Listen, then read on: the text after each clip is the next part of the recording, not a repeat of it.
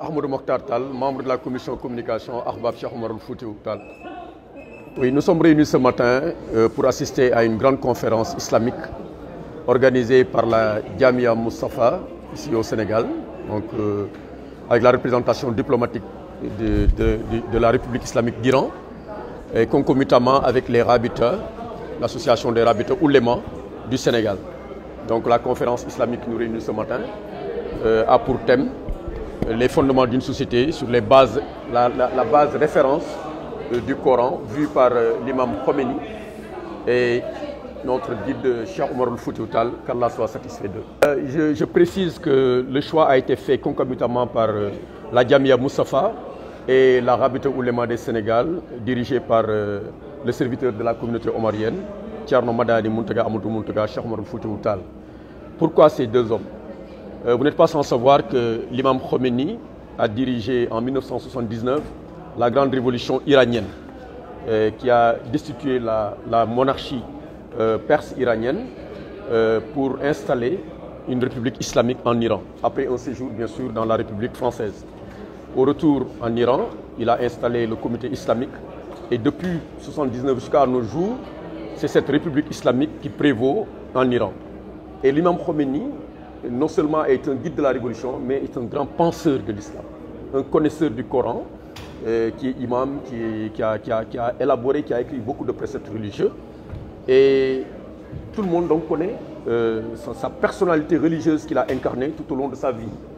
Et à côté de lui, nous autres Sénégalais, nous avons proposé, sous le guide, sous l'égide de Thierno Madani Tall, le responsable moral des oulémas, nous avons proposé El Hadj Omar Foutiyou, de par sa représentativité, mais de par aussi ce qu'il a fait pour l'islam au Sénégal, en Afrique et dans le monde entier. Nous tous nous savons que c'est Cheikh Omar Foutiyou est un talibé de Cheikh Ahmed Tidiane Chérif et de Cheikh Mohamed El Ghali. Et il a fait plusieurs universités,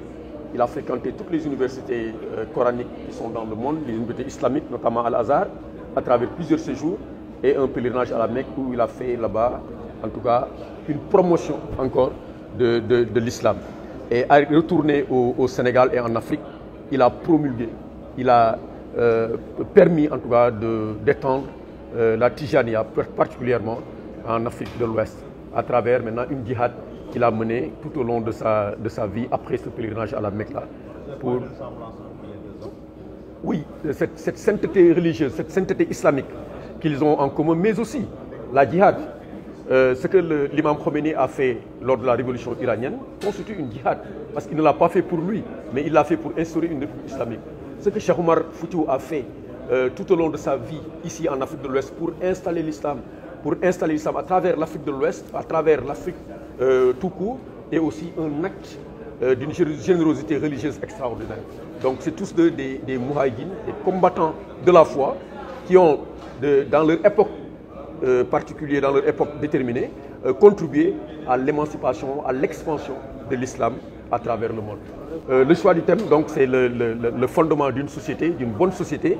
sur la base, sur la référence du Coran, vue par El Hadj Omar Foutiyou Tall et l'imam Khomeini. Donc, je pense que cette conférence est très déterminante dans ce processus-là, parce que c'est la première fois, c'est inédit, que la Jamia Moustapha, donc des Iraniens, et les Rabita Ouléma du Sénégal s'unissent pour mettre en place quelque chose, ne serait-ce qu'une conférence islamique, coranique, religieuse.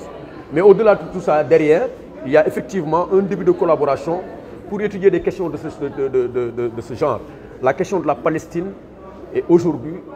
elle préoccupe tout le monde musulman, tout le monde islamique. Et vous n'êtes pas sans savoir que la création même de l'OCI, l'organisation de la conférence islamique, est partie justement des événements de la Palestine. Et donc aujourd'hui, je pense que la République islamique d'Iran et la République du Sénégal, à travers donc ces deux organisations, la Jamia Moustapha et les Rabita Ouléma du Sénégal, sont en train de poser des jalons dans ce sens-là. Et je pense que dans les jours à venir, au sortir de cette conférence-là, vous verrez de manière concrète comment ces deux sommités-là, que sont donc la Jamia Moustapha et la Rabita islamique Sénégal dirigée par Thierno Madani, mettront en œuvre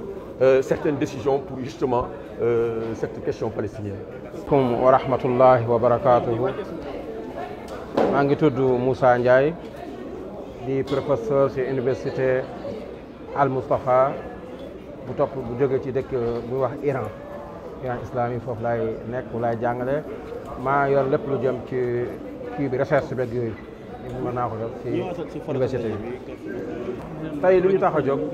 mooy def benn conférence boo xamante ni dañ ko lëkkaloog ak waa rabitat ulama al islam. boo waxee rabitat ulama al islam moom mooy Cheikh Oumar moom mooy Thierno Madane Tall moom mooy Thierno Saïd Tall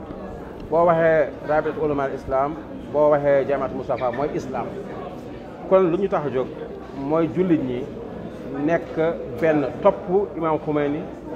te topp Cheikh Oumar Foutiyou Tall radiyallahu anhuma lu tax ñu jóg ñu ne nañ topp ñii rek ñoo jóg dépp boo xamante ni nit ñi ñu ngi nelaw ñoom ñuy yeewu nekkat ñun dañoo yaakaar ne amuñu ay noon islam amul noon bëgg a diaboliser islam bëgg a xeex islam ñoom ñëpp a ngi nelaw mais ñoom ñu jóg ne lii buñ ci jógul bu yàggee tuuti duñu dégg ashhadu an la ilaha illallah ashhadu an muhammadan rasulullah moo tax ñu jóg pour dekkali loolu ñu ne nañ jàngat ñaar ñii lu tax ñoom nelawuñ bi la ñuy nelawee dañoo jóg di dox Cheikh Oumar jóge fii dem fii ba Makk pourtant mënoon na jël bato dem mais déedéet dafa jaar ay dëkk pour bëgg a xamal nit ñi yàlla tamit fu mu jaar Sénégal yi ba tuuru Sénégal boo gisee bu muy jógee ba muy dem Makk mu ngi ko jógee fan mu ngi ko jógee Casamance te moom mu ngi jógee Fuuta waaw kon Casamance boobu demoon amoon na fa soxla eggal fa islam maa xamante tamit gis nga tamit jamono ji nekk nii nga xam ne jamono bi nekk jamono politique la jamono wax la moom tamit mu jóg ci armée wax armée politique pour dundal ci islam moo tax ñu tam ñu jóg pour dundal nit ñi nga xamal nit ñi ñan ñooy imam Khomeini ñan ñooy Cheikh Oumar Foutiyou Tall radiyallahu anhuma moo tax ñu def programme bi nii.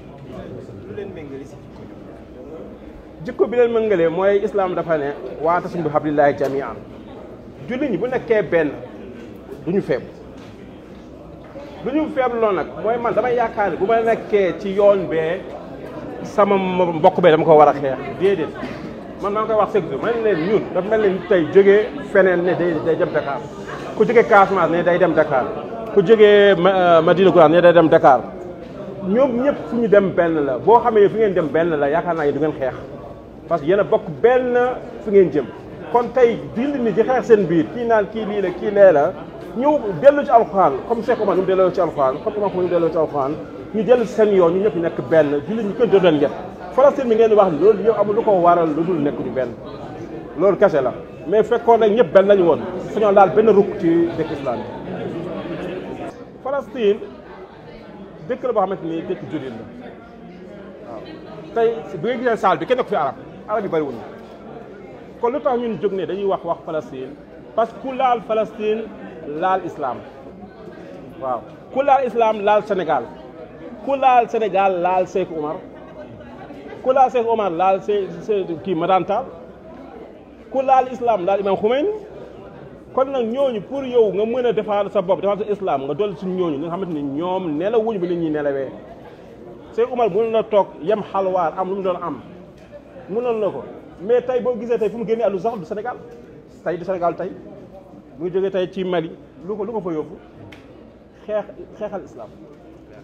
loolu dong moo ko yóbbu